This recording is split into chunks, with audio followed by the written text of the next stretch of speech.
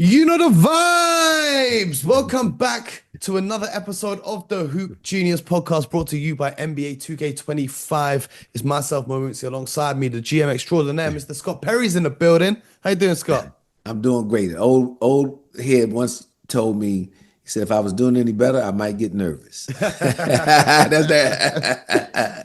Hey man, well, I'm So I'm feeling doing like an well. old I'm head, doing Scott. I'm well. feeling like an old Exactly. head. This is my first podcast episode since turning 30. So now I've Yeah. officially Hey, reached hey, uncle hey, status. can I say happy birthday to you, Mo? Appreciate you, Happy my brother. belated birthday. I And appreciate you. I appreciate you, yeah, Scott, because yeah, I like the exactly. way that Scott waited until he came on a podcast to wish me happy birthday. Yes. BJ decided to call me on Saturday night, Uh-huh. not to wish me happy birthday, but to talk about business. I said, BJ, what the Exactly. hell are you doing ringing my phone? It's Saturday night. I'm busy.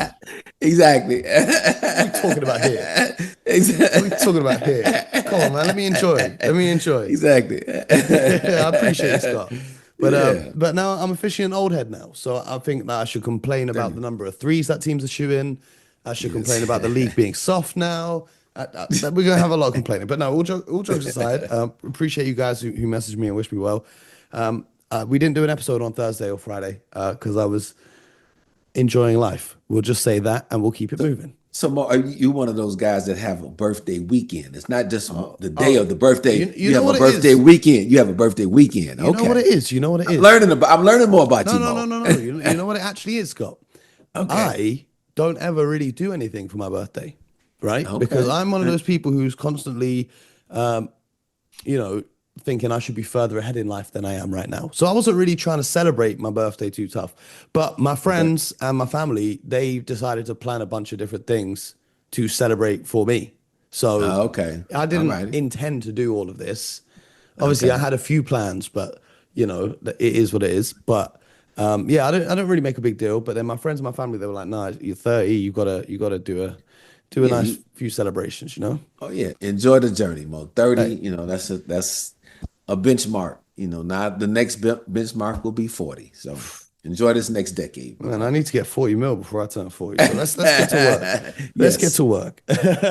Let's talk about some NBA because a few interesting things are going on in the league. We had a nice early tip off here in the UK yesterday. The Bucks and the Celtics went head to head. I do want to apologize to you guys who were watching and waiting for the stream. We had a scheduling error with our guest. He couldn't make it on time, so we couldn't get that done. I was going to call Scott, but I knew that the Steelers were playing, so I didn't want to disturb him during that time. So we had to reschedule the stream. We'll be doing it next week, I think. But Okay. the Bucks were up big on the Celtics. They started off hot. They came out with some real intensity. They built up a big lead. Anyway, so on and so forth. They lost the game. They're now 2-8 on the season. There's numerous reports that they're going around the league looking for trade packages to upgrade their roster. But Scott, I wanted to ask you this, with your experience as a GM. When you are 2-8 right now, you're second bottom in the Eastern Conference. Okay, we're Mhm. 10 games in. We say we need 20, 25 games. So Yes. even if they win most of the next 10 games, they're still going to be about 500, 20 games into the season. Mhm. They don't Mhm. have leverage. And we all No. know this is a team with championship aspirations. They've got Mhm. Giannis. They've got Dame Lillard. They're really trying to compete, but they're not winning games at the moment. How do you, as a GM, try and get any leverage in trades to upgrade your roster when teams know that they need you more than you need them? Or if that makes sense, the Yeah, Bucks need no. the teams more than the teams need Oh, the no, Bucks. there's no question. Extremely difficult, Mo. Extremely difficult.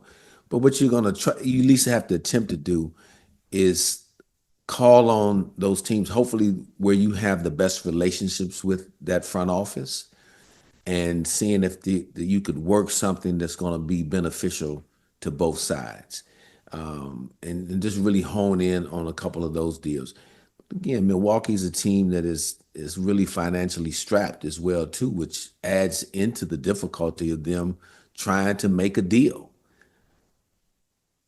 The answer is going to have to be, unless you're able to move one of your quote unquote core guys to change up the team a little bit to get fresh talent in there.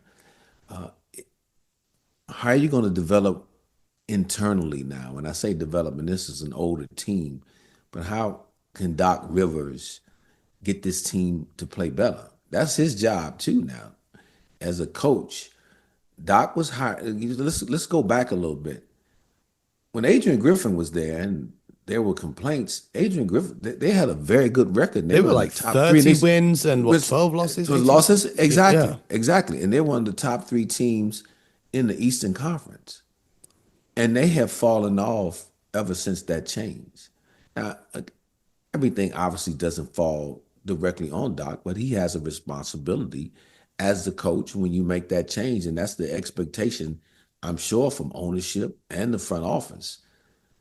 So the disappointing thing from Milwaukee is I haven't seen any development from any of the young guys that they've just recently drafted, like the kid Jackson from UConn. I know they expected things from him.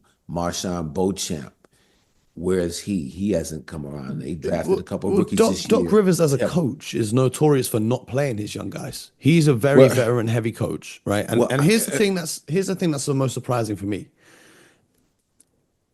As much as Adrian Griffin was better as the coach of the Bucks, Doc Rivers and what he was doing at the end of last season was still better than what they're doing to start this season. And the whole thinking along the summer was the Bucks will be better because they've now had a full training camp with their coach.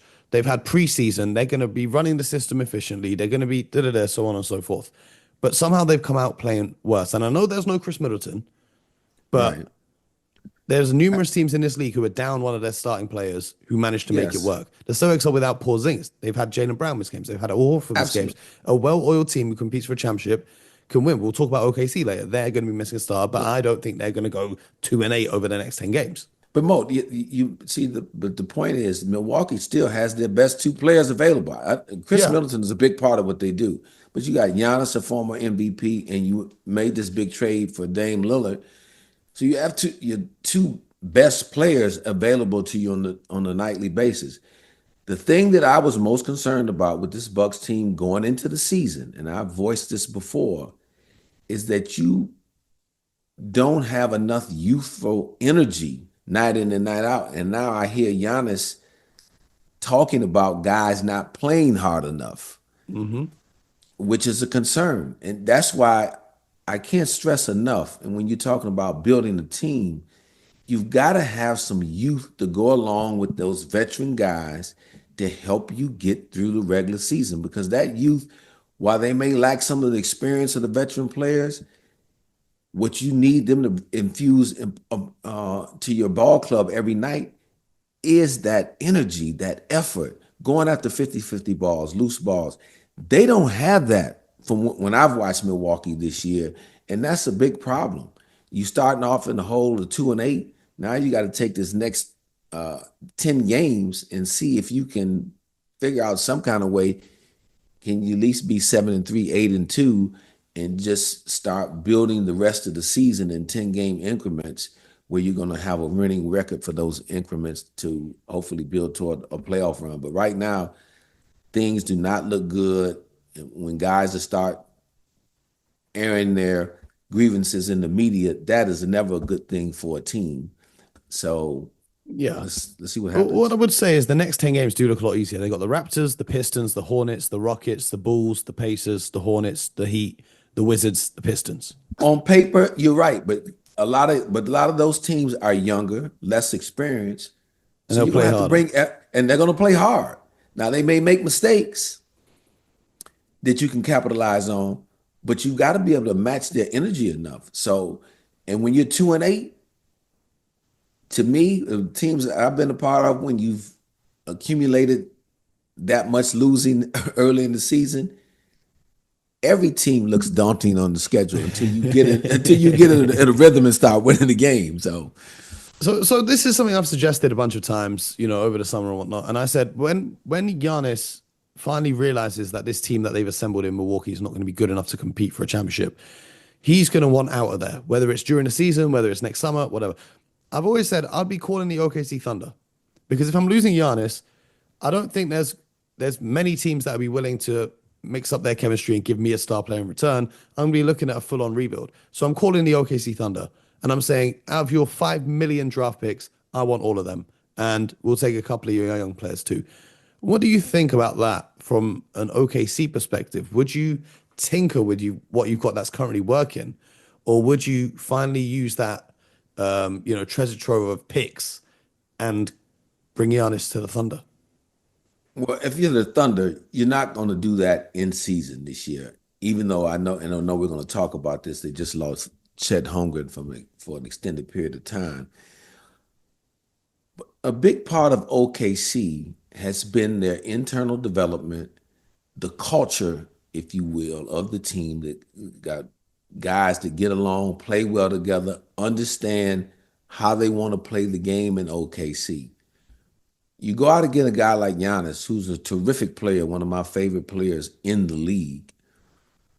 There's going to be some adjustment and some change that has to happen on both sides, both for the player coming in the door at OKC and then OKC themselves. So I'm not sure that OKC is ready to pivot all the way into that water without knowing what this current construction can do. Again, it took a little hit with Chet being out for an extended period of time, and I know Isaiah Hartenstein is yet to play yet. I mean, this season. However, the beauty about being OKC, you can discuss it, you can think about it, talk about it, depending upon what you have to give up in terms of a player standpoint, because you're going to be taking on a lot of money in Giannis, so you're going to have to send out players that make enough money in that type of deal as well too. And I don't know that OKC is willing to part with any of those guys. The guy that makes the most money right now is Shai Gilgeous-Alexander, and he's going nowhere. No, untouchable. Because he is my favorite for an MVP, and now he's really going to have an opportunity to step up to keep this OKC team afloat, given their injuries that they're dealing with right now. Well, let's look at the injuries right now because they just lost Chet Holmgren, who's going to be out for 6 to 8 weeks. They've also have started the season without Isaiah Hartenstein. They're also without Jalen Williams, not Jalen Williams, the forward / guard or whatever, the backup five that they have, Jalen Williams and Kenrich Williams. So they're essentially without a big now. They've got Ousmane Dieng, who's there. But how are you expecting the Thunder to get on with that massive lack of rim protection, I guess, now? Well, the Thunder going to really put the test now, Mo. Small ball. Yep. How good can small ball really be in the NBA for an extended period of time? Again, Shai Gilgeous-Alexander, Jalen Williams will be able to shoulder a lot of the scoring load. I think they have other guys like Isaiah Joe, Wiggins, that are capable scorers as well. Lou Dort, who can defend and probably defend up a little bit as a smaller guy, but he's strong enough to defend some of these perimeter big people that they're going to face. And you've heard me say this a lot before. They've gotten off to a terrific start. I think they had their first loss here against Golden State. Yep. The key to a great team, when you lose a key player in the season, and now they're going to be without him reportedly for a couple months, how well can you keep the ship afloat running? So what do I mean by that? What's their record, Mo? They started, they're 8-2 now. They're 8-2 now, I'm sorry. So they're 8-2 in the first 10 games. And that was with Chet Holmgren. He's, Shai's their top player. Chet is their number 2 player. Now, can they go over this next 10-game stretch? Because I'm going to go and talk in 10-game increments like we did with Milwaukee. Yeah. Can they at least maintain 500 level of basketball, 5-5, 6-4? That will be the key for them, so they don't fall too far out of down the standings. They can keep the ship afloat. That's what I'm going to be looking for with OKC, that they do that. I'm not looking for them to be 9-1, 10-0 in the absence of Chet Holmgren.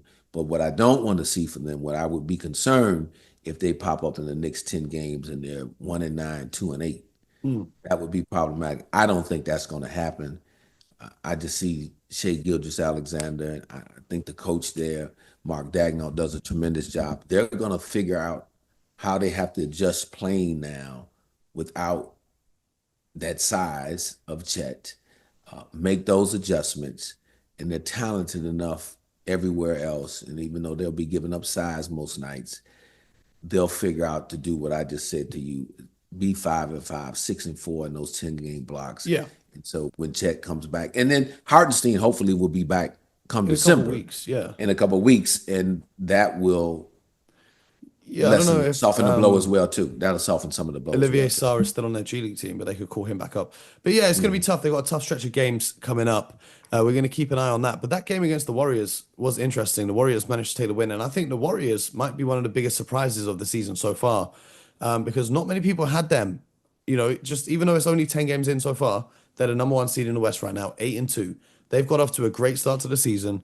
Draymond Green is doing amazing things on the defensive side of the basketball over there for Golden State. They missed Steph Curry for a few games as well with an injury. They managed to weather the storm.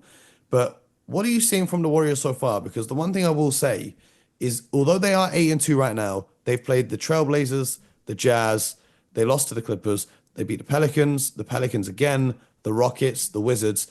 Although they did have an impressive win against my Boston Celtics, which I don't want to talk about, but you can talk about it. And then they got blown out by the Cavs, but then they beat the Thunder. So I don't know whether to take this 8-2 with a pinch of salt, because there's been 7 games on that schedule that were very easy. Well, 6 games were very easy, and then the 2 big wins over the Celtics and the Thunder. How are you looking at this? Mo, you mentioned Draymond, the tremendous defense that he's playing, but I'm gonna take it a step further. I like what I'm seeing from the team defensively. Yeah, we know Draymond's going to do what he does defensively. He's the catalyst for that. But the buy-in, I may have mentioned this to you before. This is the best defense I've seen Buddy Hield play as a pro. Yep. His commitment, how He hard he's doesn't want to playing. end up like Jordan Poole. Yes, he's making consecutive. he's making consecutive effort plays. And what I really like about this team is they're deep. Their second unit plays with such great energy. You know, you're coming off the bench with Jonathan Kuminga this year. They're coming off Gary the Payton bench II with has been yes, really good for them as well. Gary Payton, but he's always played hard, energetic, athletic. Yep. Brent, Pajemski taking charges all over the shop. Oh yes, so you a very deep team. They Looney share off the the bench as well, basketball. just Looney, guarantees you more possessions. yes, and so that group really is playing well off the bench. You know what you're going to get from Steph and Draymond. But I tell you, another unsung hero or pickup that they've had is Kyle Anderson. Kyle Anderson, and he was big in that game against the Celtics. So, you know, just that experience, you know, it wasn't a highlight signing during the off season. But man, that guy knows how to play basketball. He knows how to fit in with a team and understands what playing team basketball can mean in terms of wins and losses.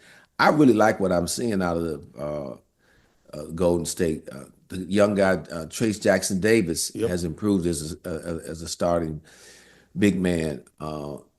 Kudos to Golden State. When you share the basketball, one of the things when I coached Mo that I used to put on the board before every game, 3 things: defend, rebound, and share the basketball.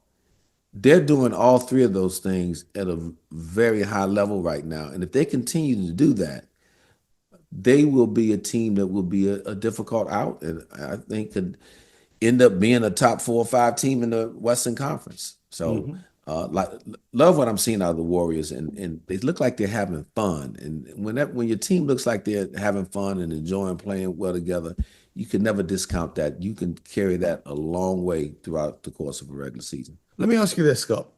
I know you're a big Shea fan, but who has been your MVP through these first 10 games of the season? I'm going to say Jason Tatum. I'm going to say Jason Tatum right now. I know Anthony Davis is leading the league in scoring right now, but the Lakers appear to be a team that's teetering a little bit right now. I like what I've seen in Tatum in terms 30.5 points a game, 7.2 rebounds, 5 assists. He's shooting 48% from the field, 37% from 3. And he's carrying a big load. We know Kristaps Porzingis has been out. Jaylen Brown He's also has been averaging out. almost 2 blocks, 2 steals a game. just his focus and his approach. He's been very businesslike when I've watched him this year, and very efficient. So I like what I'm seeing in Jason Tatum thus far. They are in second place in the Eastern Conference behind a really hot Cleveland team right now. But I'm gonna say Jason Tatum after 10 games would be my leading MVP candidate right now. Well, here's the thing: we were all panicking about the Denver Nuggets getting off to a rocky start of the season, but now they stand at 7-3. Nikola Jokic has been putting up some insane performances. He's currently averaging 29 points, 13 rebounds, and 12 to 11 assists, while shooting 53% from downtown and 56% from the field. Could we be looking at another Nikola Jokic MVP? Because as long as this man's on the court, I think the Denver Nuggets are going to be all right. And I do also do want to shout out Christian Brown, who's played a million times better than KCP has played this season so far. Because I knew they would miss KCP, but Brown has stepped up. But Jokic just doing what he does, it kind of gets scary when you think about if he wins another MVP, if he keeps doing this and the Nuggets are a top 4 seed, and that'll be what, his 4th MVP? And then when Yes. you look at all-time conversations about all-time great players, as now part of the old head club, it gets kind of scary for some Yes. of the older centers in the league, right? No question. Look, he's going to have the hardware. There's no question about that in terms of MVP trophies. He's a NBA champion as well. He impacts the game every single night, win or loss. Win or lose. He's. You just have to deal with this guy. He doesn't cheat you on his effort and his focus coming into a game. Will be interesting to see though with Denver as the season wears on. I'm still very concerned about their bench. I I do believe he can keep up this level of play. He's done it in years past, so there's no reason to think that he won't keep up this high level of play and posting these insane stats. But let's see how they can, continue to win. It's 7-3 to start. They still don't look to me as the team as good as they did when they won the championship No. because of the bench and the lack of the bench strength there. So he's off to a terrific start as well. He probably would be right behind Jason Tatum for me right now Yep. for the MVP voting. Well, the league has been quite crazy so far because aside from the Cavs who are 11-0 and the Celtics who are 9-2, right? The third place team in the East is currently 5-5. That's the Pacers who are Yes, 500 right now. yeah, it's awful. For a Hmm. 500 record in the West, that's the 11th seed Mavericks. Yes. So there's 10 teams in the Western Conference that would be better than the third seed in the East. Do you think that this is going to lead to some sort of maybe realignment from the league when it comes to seeding for the postseason or anything like that? No, I don't see that right now. Again, it's early in the season. I looked at that the other day, Mo. It doesn't look good. It doesn't bode well for the Eastern Conference. The Knicks are off to a slow start. The Pacers are off to a slower start based on what those teams had done a year ago. Orlando had a terrible, misfortune happen to them losing Paulo Banchero because I wouldn't expect them to be below 500 right now. And Miami Heat will figure out how to get above 500. I'm sure they had a they had a big win last night against Minnesota. But I don't see realignment coming in that way until expansion happens. Now, if you expand, if you add 2 more teams, let's say for the sake of conversation, the popular expansion cities right now appear to be Las Vegas and Seattle. Definitely in the Western time zone, you have to fit them into the Western Conference. So that means you're going to have to move a couple Western Conference teams So it'll be east. the Pelicans and the Timberwolves, I think, would be Yeah, most yeah. likely. Geographically, they make the most sense. Or the Memphis Grizzlies could as well too. So you look at 2 of those 3 teams that come here over to the East. Now that strengthens the East a little more because those two expansion teams, you got to figure it's going to take them time to gain some traction in the NBA, let alone the Western Conference. So I don't see a change occurring, any kind of shift within the league until that expansion occurs. Well, I'll tell you what's not taking much time or traction is Mike Budenholzer in Phoenix, No because he's question. got the Suns absolutely balling 8-2, and it's just crazy that Milwaukee, maybe he came to the end of his run in Milwaukee, but now they're left in the lurch, and the Suns are absolutely flying. KD's out now, injured. It seems like every team has got some sort of major injury, which is a shame. But the Suns, they picked up a nice close win against the Mavericks the other night. They've been steady rolling. They beat the Lakers, they beat the Clippers. They've been doing good things. What have you seen from Phoenix that's really impressed you? You got to give Coach Bud a lot of credit. Look, the guy has winning all in his history, dating back to the number of years he spent with the San Antonio Spurs. He was a head coach at Atlanta Hawks. He turned them around, went to the conference finals, and then obviously went on to Milwaukee, where he became an NBA champion. So this guy knows a thing or two about coaching, getting guys to defend, to buy into the team concept. I see a Phoenix team that's better defensively this year than they were last year.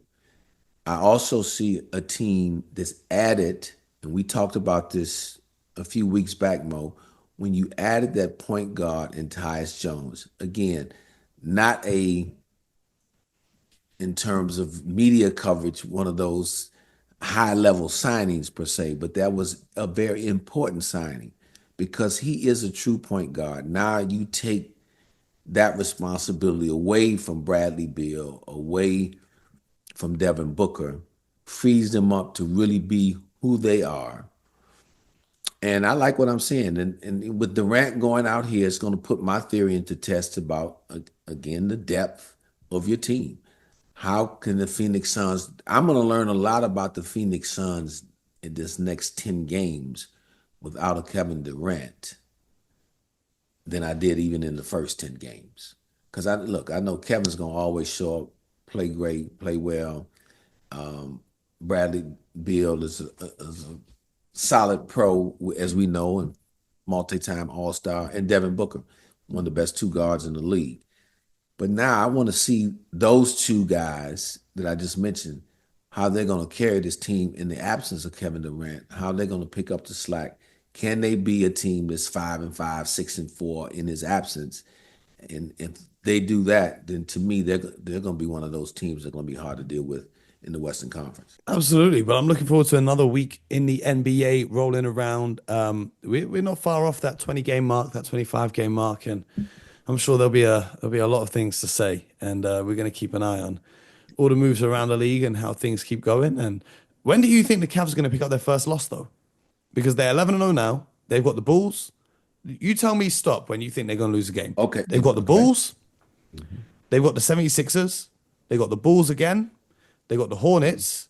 They've got the Celtics in the NBA Cup. They've got the Pelicans. They've got the Raptors. They've got the Hawks. Let's They've go got the back. Hawks. Yeah, Are we going back? okay. We're going back? Yeah, I'm gonna go back. So they're on the road at Chicago tonight, right? Yep. Okay, I think they're gonna win that game. And who's the next one? Philly. On the road in Philly. Is Embiid back for that one? I have no idea. So I'll put a caveat on. If Embiid is back, Because he's suspended for 3 games. So yes, I think that I had read somewhere that Tuesday could be his first game. okay, yeah. So his suspension is versus the Clippers, versus the Lakers, then versus the Hornets. Yeah, and they just played the Hornets, right? Yeah. Yeah. Wait, that doesn't make sense. Yeah. Yeah. Okay, cool. Here we are. Okay. So, and that game is in Philadelphia. Yeah. And that game is on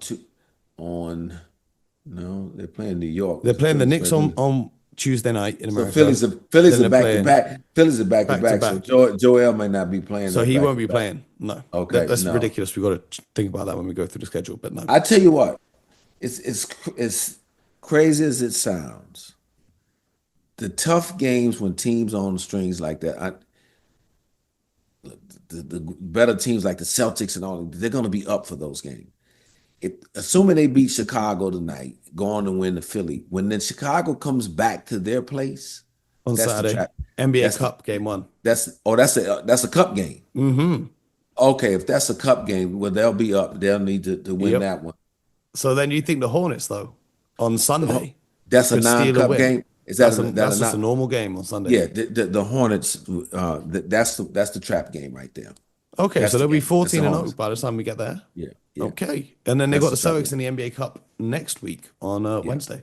yeah. Okay, that's interesting though, because the Mhm. way the Cavs are playing, there's not many games you look at and you get worried about Oh yeah, loss. no question. But it's normally those games that on paper you should win going away. But the Hornets are one of those teams. They have some young talent. They have a brash LaMelo Ball. You got Brandon Miller, who's a high talent, Miles Bridges, and they could just come in and they're just going to come in and play. And I think they could go in there and sneak them Maybe, for their maybe second first night of one. back to back. Let's see, let's see. But we're gonna be with you the whole way through, so make sure you subscribe to the show, YouTube, Spotify, Apple, wherever you get your podcast from. Also, thank you to Scott for joining us as he does every Monday. Make sure you check out. Scott has a new appearance. Where do you have your new appearance, Scott? Where can I see more from the great Scott Perry?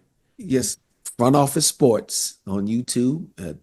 It's released. We recorded on Tuesday and it's released on Wednesday. So enjoying it. Cover a lot of the NBA like we do here, Mo. But good group over there, and tune in. Absolutely. We cover some different. We cover the NBA, but we cover some different subjects than we cover here. And I really get a chance to, and not that I don't do it here, but we really try to dive into front office perspectives as it relates to what's going on in the NBA each and every Absolutely. week. Yeah, you So guys make sure you go check that out. Go show Scott some love in the comments on that show as well. And we appreciate you. We'll be back tomorrow with more from the Hoop Genius podcast. So until next time, get buckets.